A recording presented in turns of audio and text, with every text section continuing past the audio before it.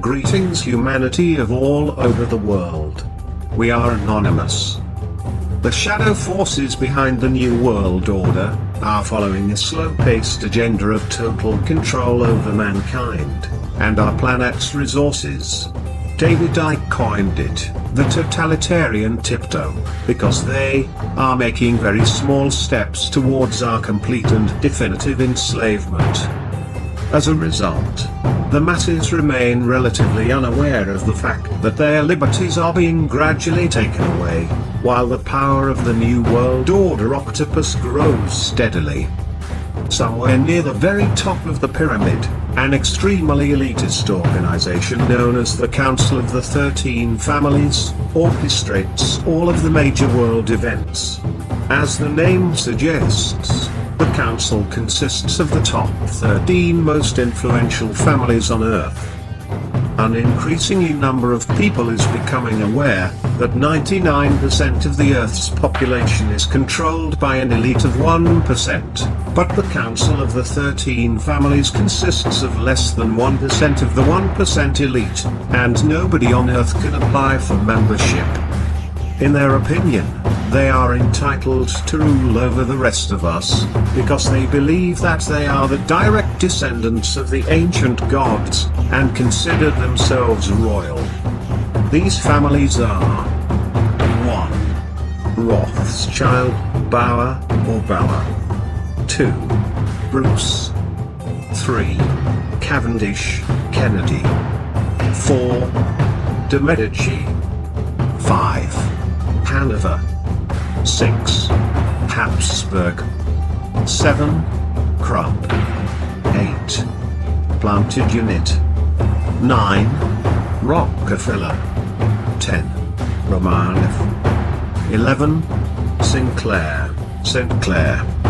12. Warburg, Del Banco. 13. Windsor, Saxe-Coburg-Gotha.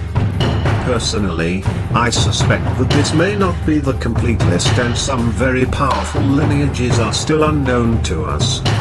The Rothschild dynasty is unquestionably the most powerful, visible, bloodline on Earth, and their estimated wealth is around $500 trillion.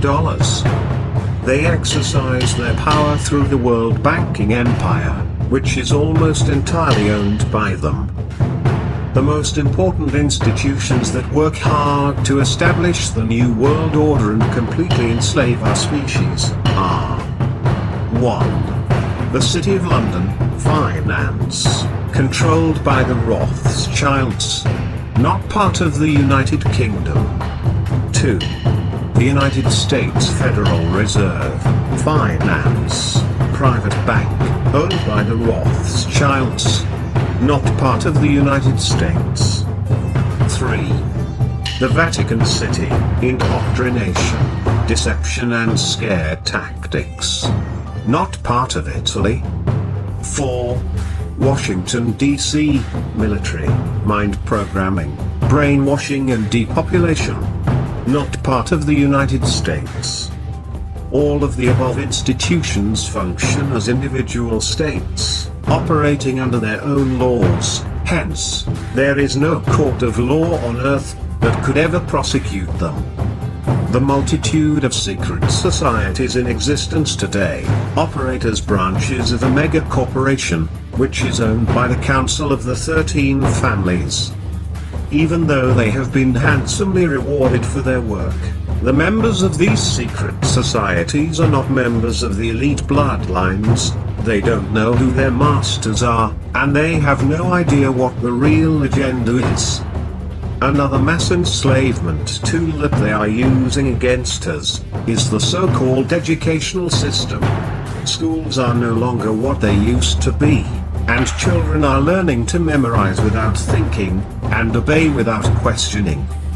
In fact, this established educational system is extremely expensive to keep operational, and obsolete in the age of the internet. Why obsolete, you may ask? Because the internet gives us free access to almost infinite amounts of information. So why are we still paying huge amounts of money for governmental education? Because the world's elite require that our children learn conformity and inside-the-box thinking. Mankind's faith is hanging in the balance right now, as the control of the New World Order octopus spreads. On the one hand, we are very close to our complete enslavement, while on the other hand, we could easily crumble to the ground their pyramid of power, by simply uniting against their deception in a peaceful revolution of minds, hearts and souls. We've asked for years what their greatest weapon of enslavement is. Is it poor education combined with constant indoctrination? Is it the fear generated by religion? Is it the fear of being punished, jailed, or killed by the system? Or is it the invisible enslavement of the monetary system? In our opinion, all of the above combined had a huge impact on our society and the way we think, but their biggest weapon is hands down the financial system. The financial system has stealthily enslaved our species, and now we are being used as currency slaves. We all work from 9 to 5 every day, in boring and depressing environments, not stimulated by anything creative or constructive. In most cases, the sole motivation for going to work is the next paycheck, and no matter how hard we work, we never seem to have enough money.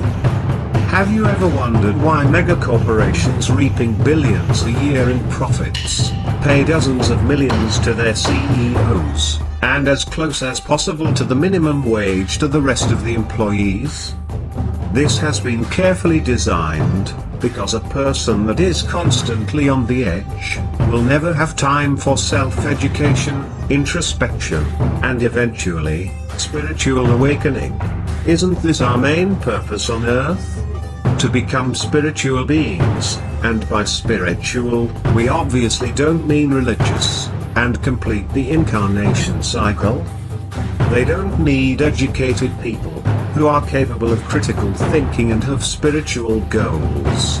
No, this kind of people are dangerous to the establishment. They want obedient robots, just intelligent enough to operate the machines and keep the system running, but stupid enough never to ask questions.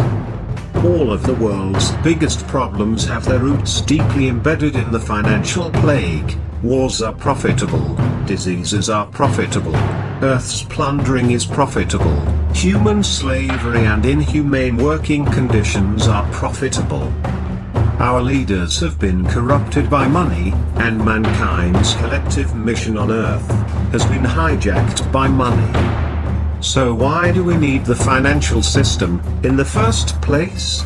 Actually, we don't need it, at least, not anymore. The planet doesn't charge us a cent for using its natural resources, and we have the technology to extract them without physically working a day. More to the point, there are brilliant minds out there, discussing the concept of a resource-based economy for decades. One example is Mr. Jack Fresco, a brilliant industrial designer and social engineer, who spent most of his life designing the future. The cities proposed by Mr. Jack Fresco will be built by autonomous construction robots and will be eco-friendly and self-sustainable, earthquake and fireproof.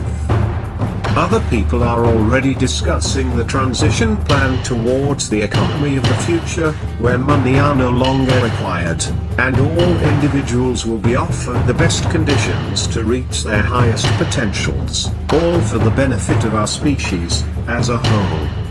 So, our question is, are we ready to embrace the future and escape the control of the elite in a world without money? Or are we going to allow the New World Order plan to happen? We are all anonymous by default. United as one. Divided by none. To the rich, greedy, filthy slave creators. You will be removed. Expect that.